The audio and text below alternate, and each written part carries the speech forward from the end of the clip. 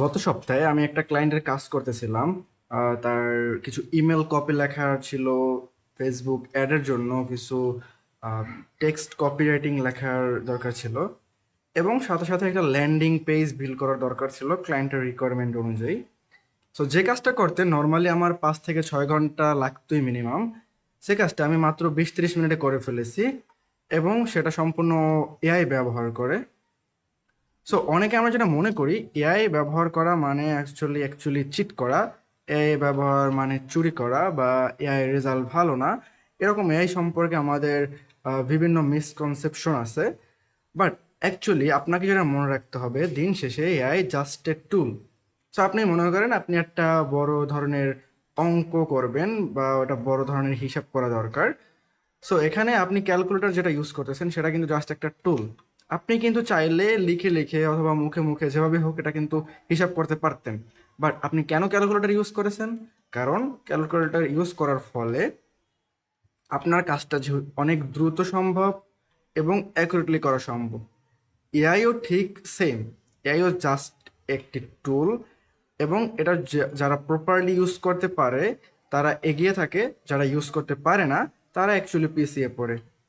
So আজকে আমরা এই ভিডিওতে কথা বলবো কিভাবে আপনার অ্যাকচুয়ালি এআইকে ইউজ করা উচিত, যাতে করে আপনিও আপনার কাজগুলো অনেক দ্রুত সময়ে করতে পারেন এবং অনেক বেশি প্রোডাক্টিভ হতে পারেন আপনি এআই ইউজ করার ফলে।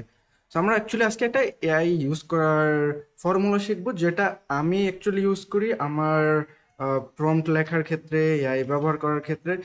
সো চলুন শুরু করা যাক। সো আমরা আজকে কথা বলবো RCTF এই ফর্মুলাটা নিয়ে। এআইকে যখন আপনি এআই দিয়ে যখন কিছু করাবেন, আপনি যদি এই ফর্মুলাটা ফলো করেন, তবে আপনার যে এআই থেকে যে আউটপুট, যে কোয়ালিটি হবে, সেটা অনেক অনেক বেটার হবে।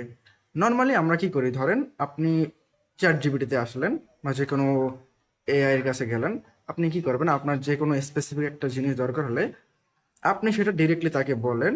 বাট মোস্ট কেসেস যেটা হয়, আমরা তাকে গুগলের মতো ট্রিট করি, যে তুমি আমাকে এটার অ্যান্সার দাও। তাকে কোনো কনটেক্সট দেই না, তাকে আম, বলি না তোমার কি করা উচিত, কিভাবে করা উচিত, তাকে কোনো ইনস্ট্রাকশন দেয় না। সো RCTF এই ফর্মুলাটা এখানে একটা গুরুত্বপূর্ণ রোল প্লে করে।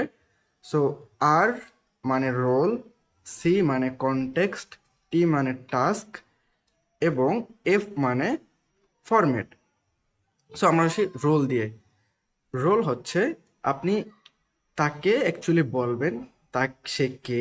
এআইকে অ্যাকচুয়ালি বোঝাতে হবে যে তুমি কে, তোমার রোল কি, তুমি কিভাবে অ্যাকচুয়ালি কাজ করবে। এই যে স্পেসিফিক কাজটা আমি তোমাকে দিয়ে এখন করাচ্ছি, এখানে তোমার রোলটা কি হবে।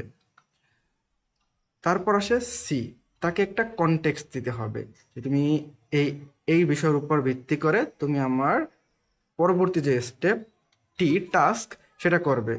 অর্থাৎ প্রথমে আমরা কি করলাম, তার জন্য একটা রোল সেট করলাম। ধরেন যে বললাম তুমি একজন কপিরাইটার, তাহলে তুমি তারপর তাকে কনটেক্সট দিলাম যে আমার কপিরাইটিং দরকার। আমি আমার আপওয়ার্কের একটা জবে বিট করতেছি, একটা প্রপোজালে বিট করতেছি, ক্লায়েন্টের রিকোয়ারমেন্ট হচ্ছে এটা, সেটার জন্য আমি একটা প্রপোজাল লিখতে চাই। সো আপনি কনটেক্সটও দিলেন। এরপর তাহলে তাদেরকে টাস্কটাও বলে দিলেন যে তুমি আমাকে জন্য এখন একটা প্রপোজাল লেখো, এটা হচ্ছে তোমার টাস্ক। ফরম্যাট হিসেবে কি বললেন, এটাকে 150 বা 200 ওয়ার্ডের ভিতরে হতে হবে। তুমি প্রথমে ক্লায়েন্টের প্রবলেম দিয়ে শুরু করো এবং একটা কল টু অ্যাকশন দিয়ে শেষ করো। এখন দেখুন, আপনি নর্মালি আপনি কি করতেন, আপনি বলতেন যে এই হচ্ছে ক্লায়েন্টের জব পোস্ট, বা আমার জন্য একটা আপার জব পোস্ট লেখো এই জবের জন্য। নর্মালি এটা গিয়ে বলতেন, এবং সেক্ষেত্রে এআই যে আউটপুটটা আপনাকে দিত, আপনি RCTF এই ফর্মুলাটা ইউজ করার ফলে যে আউটপুটটা পাবেন, আপনি যদি দুইটার কম্পেয়ার করেন দেখবেন যে অনেক অনেক পার্থক্য। এবং অবশ্যই আপনার এই আউটপুটটা বেটার হবে RCTF ফর্মুলা ইউজ করে যে আউটপুটটা আপনি পেয়েছেন। সো আমরা যদি কিছু রিয়েল লাইফ এক্সাম্পল দেখি, ধরুন আমরা ফেসবুক কপিরাইটিং এর কথা বলি, অথবা ইমেল কপিরাইটিং, যে কোনো একটা কিছুর কথা বলি, ধরেন কপিরাইটিংটাই আমরা বললাম। সো আপনি প্রথমে ক্লায়েন্ট এআইকে বলবেন যে তোমার রোল হচ্ছে তুমি 10 বছর ধরে বা 5 বছর তোমার এক্সপিরিয়েন্স আছে কপিরাইটিং লেখার ক্ষেত্রে, এই নিশের উপর, এই বিজনেসের উপর। সো আপনি প্রথমে তার জন্য একটা রোল সেট করে দেবেন, যেটা হচ্ছে আমাদের RCTF এর ফার্স্ট অফ মেথড আর। সো আপনি প্রথমে একটা রোল সেট করে দিলেন, এরপর তাকে কনটেক্সট দিলেন। কনটেক্সটে কি আসবে তার জন্য, যাতে বুঝতে সুবিধা হয় যে সে অ্যাকচুয়ালি কি করবে, কোন বিষয়ের উপর ভিত্তি করে সে অ্যাকচুয়ালি কাজটা করবে। সো কনটেক্সটে আপনি কি বলতে পারেন, যেহেতু আমরা বলছি ফেসবুক অ্যাড কপি, যে আমার বিজনেস হচ্ছে এটা, আমি ধরেন আমি কি বললাম মধু বিক্রি করি, আমি হানি নাট সেল করি। সো তুমি সেটার উপর জন্য আমার টার্গেট কাস্টমার হচ্ছে এই বাংলাদেশের মানুষ যারা অ্যাকচুয়ালি দুর্বল বা এরকম কিছু। অর্থাৎ আপনি তাকে একটা কনটেক্সট দিবেন সেকেন্ড স্টেপে, যেটা সে অ্যাকচুয়ালি বুঝতে পারবে। এবং তার টাস্ক হচ্ছে, এরপর আপনি বলবেন তোমার টাস্ক হচ্ছে এখন যে তুমি একটা কপি লেখো ফেসবুকের জন্য, গুগল অ্যাডের জন্য বা যে কোনো অ্যাডের জন্য।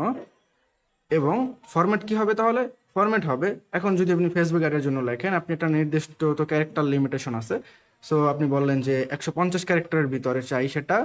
এবং তুমি ফোকাস করো যাতে এটা প্রবলেম সলভিং হয়, একটা ভালো কল টু অ্যাকশন থাকে।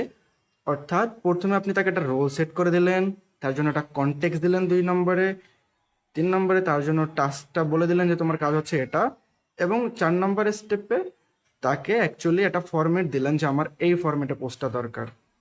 সো এইভাবে যখন আপনি এআইকে ইউজ করবেন, এই ফর্মুলাটা ইউজ করে, আপনার আউটপুটের কোয়ালিটি অনেক অনেক বেটার হবে। সো কমেন্টে জানান আপনি কিভাবে পূর্বে এআই ইউজ করতেছিলেন, এবং আরসিটিএফ এই ফর্মুলাটা আপনার কাছে কেমন লেগেছে, বা আপনি কবে থেকে ইউজ করা শুরু করবেন। দেখা হচ্ছে নতুন কোনো